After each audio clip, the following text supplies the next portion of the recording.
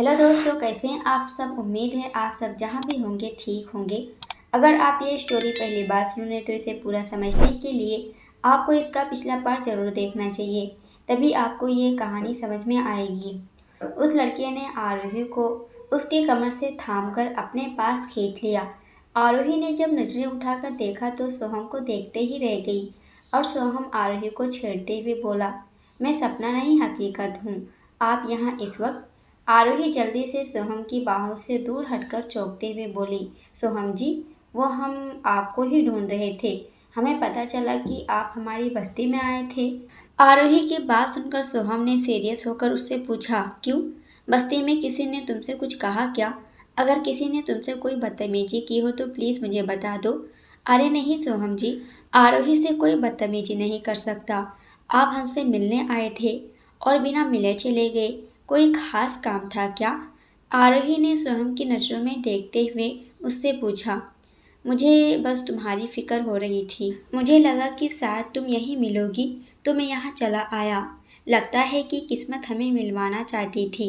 सोहम ने मुस्कुराते हुए बोला, हमारी चिंता क्यों? हमें क्या हुआ है?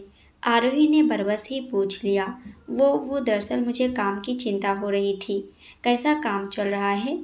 सोहम की बात सुनते ही आरोही ने अपने हाथ में लिए हुए कपड़े की ताक खोल दी और सोहम उस डिजाइन को देखते ही रह गया, जिनमें मेहनत की गहराई साफ दिख रही थी। सोहम ने आरोही की सराहना करते हुए बोला, माइंड ब्लोइंग आरोही, तुम्हारी डिजाइन बहुत खूबसूरत है। जितना मैंने सोचा था उससे कहीं ज़्यादा सुंदर। तुमने पूरे दिल से काम किया है, जो यहाँ साफ दिखाई दे रहा है।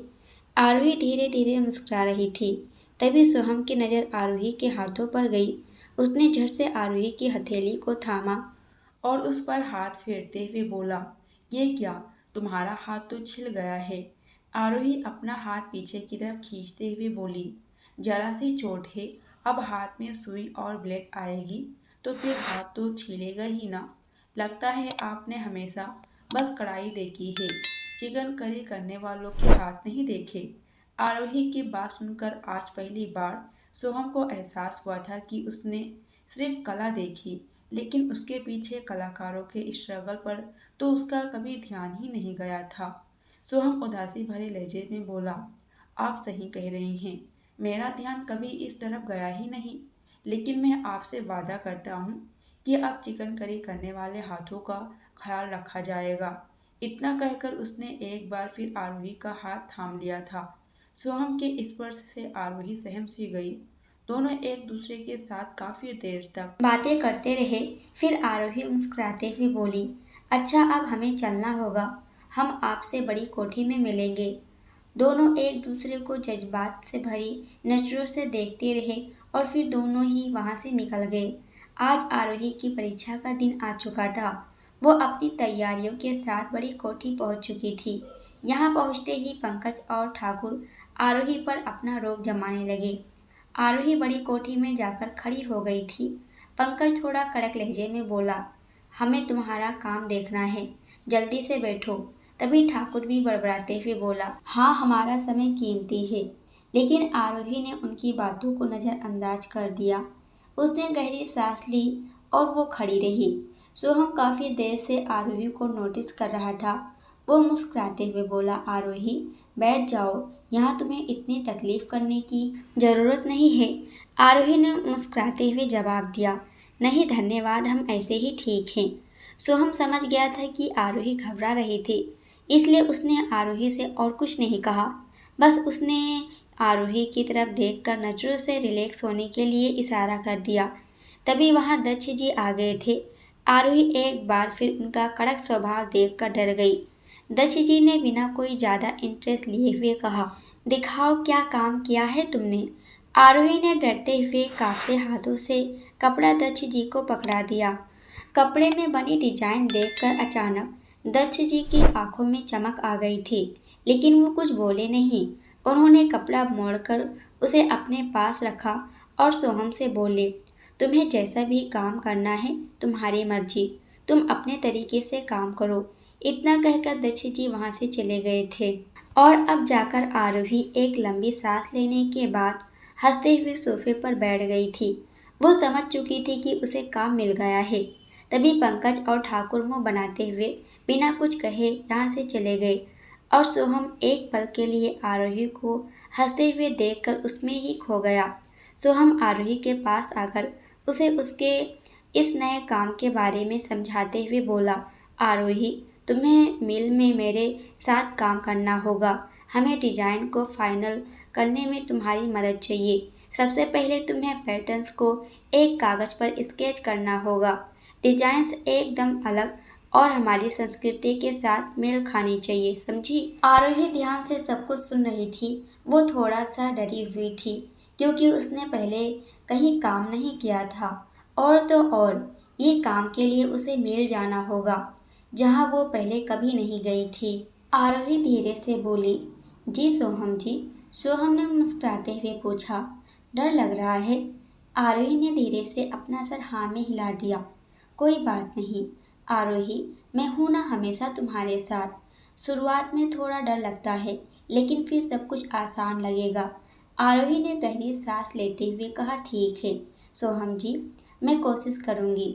सोहम ने उसे आगे बताया, और एक ज़रूरी बात, दादू ने सिर्फ मेरे प्रोजेक्ट के लिए मुझसे कहा है कि मैं तुमसे काम करवा सकता हूँ। इसलिए जब तक मेरा प्रोजेक्ट रहेगा तभी तक तुम्हारे पास ये काम रहेगा और इस काम के पैसे तुम्हें पूरे मिलेंगे, ठीक है? आरोही ने धीरे से हाँ में सर हिला दिया और वहाँ से जाने लगी। आरोही बाहर निकली तो सोहम भी उसके पीछे बाहर तक आ गया। आरोही ने मुस्कुराते हुए पीछे मुड़कर हाथ हिलाया। सोहम को आरोही को देखकर दिल में कुछ अजीब सा एहसास हुआ। वो तब तक उसे देखता रहा जब तक वो उसकी नज़रों से गायब नहीं हो गई। आरोही के जाने के बाद ठाकुर सोहम के पास जाकर उसे हिलाते हुए बोला, किसे देखकर मुस्कुरा रहे हो? हमें तो कोई नजर नहीं आ रहा।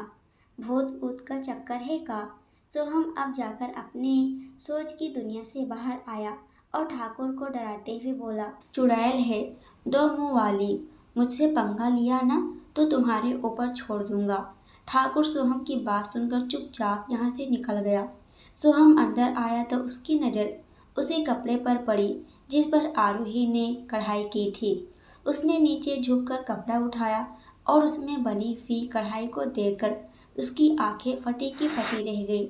उसने कढ़ाई पर उंगली फिराई। आरोही ने बड़े ही खूबसूरती से उसी जगह को कढ़ाई में उतारा था जहां सोहम और आरोही अक्सर मिला करते थे। मिट्टी में लिपटी हुई घास और उसके पीछे से झांकते छोटे लाल जंगली फूल बेहद खूबसूरत लग रहे थे और बहरी किनारे पर टुनटुन की चूड़ियों की डिजाइन बनी थी। सोहम उस डिजाइन को देखकर भावुक हो गया था। आरोही ने यहाँ हमारी खास यादों को कितनी खूबसूरती से उकेरा है। फिर वो सोचने लगा, ये मुझे क्या हो रहा है? मैं आरोही के बारे में इतना ज़्यादा क्यों सोच रहा हूँ? कुछ ही दिन हुए हैं उसे मिले हुए, लेकिन मेरे लिए वो बहुत खास हो गई है और मुझे लगता है कि उसके लिए भी कुछ तो स्पेशल है हमारे बीच। सोहम ने उस डिजाइन को एक बार फिर से गौर से देखा और उसके चेहरे पर मुस्कान खिल गई। अगली सुबह दक्ष और सोहम मेल में अपने प्रोडक्ट शहर भेजने के बारे में इम्पोर्टेंट डिस्कशन कर रहे थे। सोहम दक्ष जी से बोला, दादू, हमें किसी भी तरह से अपने प्रोडक्ट बिना किसी रुकावट कानपुर पहुंचाने होंगे। दक्ष जी ने जवाब दिया, हाँ सोहम, मैं समझता हूँ। इसके लिए तुम जो भी कदम उठाना चाहो उठा सकते हो। मिल बहुत बड़े एरिया में फैली हुई थी जहाँ लाइन से कई सारी मशीन लगी हुई थी और कुछ स्टाफ उन मशीनों की मदद से कॉटन के कपड़ों की बिनाई कर रहे थे। मशीन चलने की आवाज़ दूर तक फैल रही थी। दूसरी तरफ कुछ लोग सामान इकट्ठा करके उसका क्वालिटी चेक कर रहे थे। चारों तरफ शोरगुल हो रहा था कि तभी अचानक से मशीन चलने की आवाज़ बंद हो गई। लोगों ने काम करना बंद कर दिया और दरवाजे की तरफ देखने लगे। सभी को यह देखकर हैरानी हुई कि आरोही अंदर चली आ रही थी। ये लड़की यहाँ क्या कर रही है? एक स्टाफ ने दूसरे से पूछा। दूसरे स्टाफ ने कंधे उचकाते हुए कहा, पता नहीं, पहले तो कभी यहाँ कोई लड़की यहाँ नहीं आई।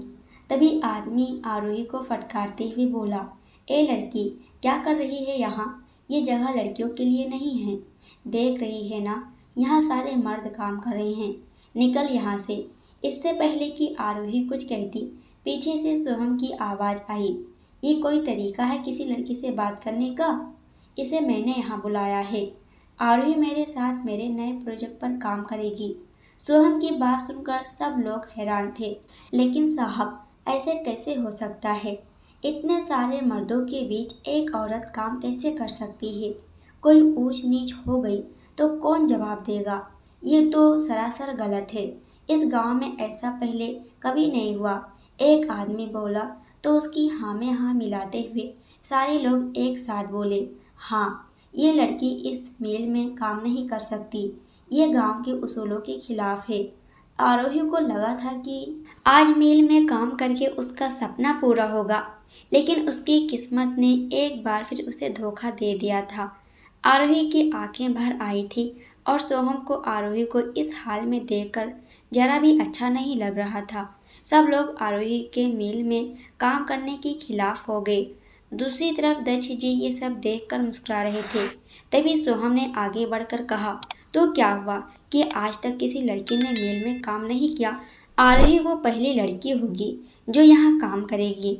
सोहम की बात सुनकर आरोही ने भी जोश में अपने आंसू पोंछे और बोली, जब आदमी अपनी आंखों और अपनी नीयत पर काबू कर लेता है तो कोई ऊंच नीच नहीं होती। तो औरत क्यों नहीं कर सकती? वो भी कर सकती है। सोहम और आरोही की बातें सुनकर किसी के पास कोई जवाब नहीं बचा था। इसलिए सारे लोग अपने काम में लग गए और सोहम आरोही को लेकर अंदर चला आया। सोहम ने सबके सामने आरोही को सपोर्ट किया था। ये बात उसके दिल को छू गई। आरोही सोहम के साथ मिल देखने जा ही रही थी कि तभी उसे सामने से दक्ष जी आते हुए दिखाई दे। आरोही को अपनी माँ की कही हुई बात याद आई, बिटिया, दक्ष जी की बहुत बड़ी मेहरबानी है हम पर। जब भी वो मिले तो उनका आशीर्वाद जरूर ले लेना। दक्ष जी के पास जाते ही और आरोही इनके पैर छूने के लिए उनके सामने झुक गई।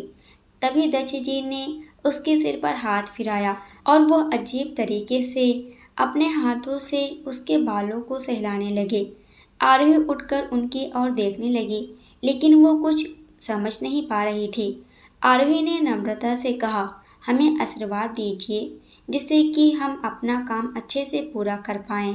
तभी दक्ष जी ने मुस्कुराते हुए बोले, आशीर्वाद से कुछ नहीं होता आरोही, तुम्हें अपने काम में टैलेंट दिखाना होगा।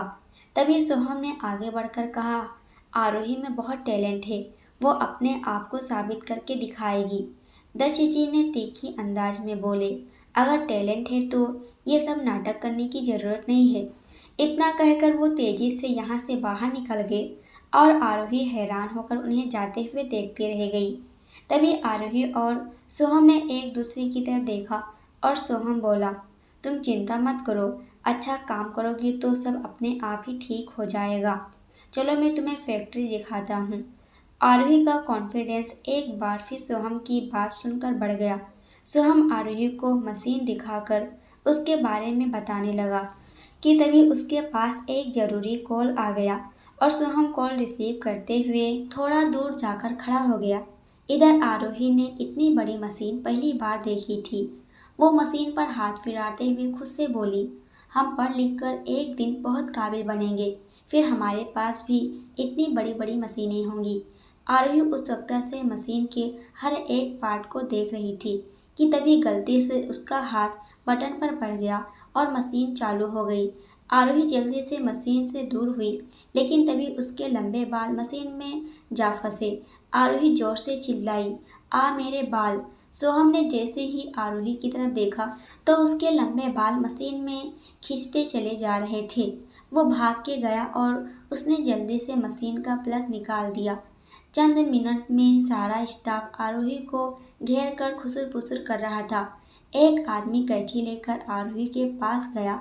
उसने आरोही की मदद करने की कोशिश की कि तभी आरोही के जहन में वो जहरीली याद घूम गई जब वो विधवा हो गई थी और उसके सर के सारे बाल को काट दिया गया था।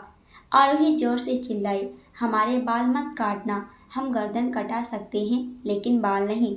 अगर हमारे बालों को कुछ हुआ ना तो हम आफत मचा देंगे। सोहम ने जब आगे गया तो उसने देखा कि आरोही के बाल मशीन में उलझ चुके थे और आरोही बाल कटवाने के लिए जरा भी राजी नहीं थी। उसने पहले तो बड़े प्यार से आरोही को शांत किया। शांत हो जाओ आरोही, मुझे करने दो। सोहम आरोही के पास जाकर धीरे से उसके बाल मशीन से निकालने लगा। आरोही का चेहरा सोहम के चेहरे के बेहद करीब था। सोहम ने आरोही की नजरों में झांकते हुए पूछा, बाल खींच तो नहीं रहे ना? आरोही ने अपने चेहरे पर सोहम की सांसों की गर्माहट महसूस कर पा रही थी। वह अचानक से सहर उठी। उसने धीरे से अपना नामे सिर हिला दिया। सोहम ने धीरे से कैंची उठाई। जब तक आरोही कुछ कह पाती, उसने जल्दी से नीचे के थोड़े से बाल काट दिए। आरोही का चेहरा गुस्से से लाल हो गया था। मिल के सारे लोग हंसने लगे और अपने अपने काम करने लगे। हिम्मत कैसे हुई मेरे बाल काटने की? आरोही सोहम की तरफ देखकर गुस्से भरे लहजे में बोली, ओ गॉड, ये क्या हुआ? सॉरी, तुम्हारे साइड के तो सारे बाल उड़ गए। इतना कहकर सोहम यहाँ से सीधे बाहर भाग लिया और आरोही भी उसके पीछे भागते हुए बाहर आ गई। हमको हमारे बाल जान से भी ज़्यादा प्यारे हैं। ये हमारे साथ क्या किया, हम छोड़ेंगे नहीं। इतना कहकर आरोही सोहम के पीछे पीछे भागने लगी और जब वो थक गई तो सोहम भी हंसते हुए रुक गया। बस इतनी सी दम है झांसी की रानी में? आरोही ने गुस्से से सोहम की तरफ देखकर और उसके पास जाकर उसके सीने में मारने लगी। तभी सोहम ने आरोही का हाथ पकड़कर उसे अपने करीब खींच लिया। आरोही सर पकाकर उसकी तरफ देखने लगी। सोहम ने धीरे से उसका चेहरा कार के मिरर की तरफ घुमाया और बोला, देखो सब ठीक है। मुझे थोड़े से बाल काटने पड़े क्योंकि वो बहुत बुरी तरह से उलझ गए थे। और वैसे भी इस तरह से मेल में थोड़ी ना आते हैं। यहाँ आने का भी एक तरीका होता है। सोहम आरोही को ऊपर से नीचे तक देखते हुए बोला, तो और कैसे आते हैं? आरोही ने हैरान से पूछा। चलो मैं तुम्हें किसी से मिलवाता हूँ। पहले ये तो समझ लो कि काम पे कैसे आया जाता है। इतना कहकर सोहम आरोही को लेकर बड़ी कोठी चला आया था। सोहम आरोही को अपनी बुआ दादी से मिलवाते हुए बोला, बुआ दादी, ये है आरोही। इसने आज से मिल ज्वाइन की है। मैं चाहता हूँ कि आप इसे सिखाएं कि ऑफिस कैसे जाया जाता है। आरोही ने जाकर राधिका के पैर छुए। खुश रहो बेटा, राधिका ने आरोही के सर पर हाथ फेरते हुए कहा। तभी उनके हाथों में कुछ चिपचिपा सा लग गया। तब सोहम ने मुस्कुराते हुए दादी बुआ को मेल में घटा सारा किस्सा सुनाया और बोला, बुआ दादी, इसके बालों में मशीन का तेल लग गया है। राधिका हंसते हुए बोली, कोई बात नहीं बेटा, मुझे 10 मिनट दो बस। फिर राधिका ने एक मेड को बुलाकर कहा, मैडम के हेयर वॉश करवा दो और इनको ऑफिस जाना है तो तैयार होने में इनकी मदद कर दो। करीब 10 मिनट बाद आरोही ठीक से तैयार होकर कमरे में आई और सोहम उसे देखता ही रह गया। राधिका ने सोहम की नजरों की तरफ देखा जो आरोही पर ही टिकी हुई थी। ये देखकर वो मुस्कुरा दी। दोस्तों, आज के लिए इतना ही। इसके आगे क्या होगा ये हम अगली वीडियो में देखेंगे। आपको क्या लगता है, आरोही की सारी परेशानियां खत्म हो गई या कोई बहुत बड़ी परेशानी आने वाली है?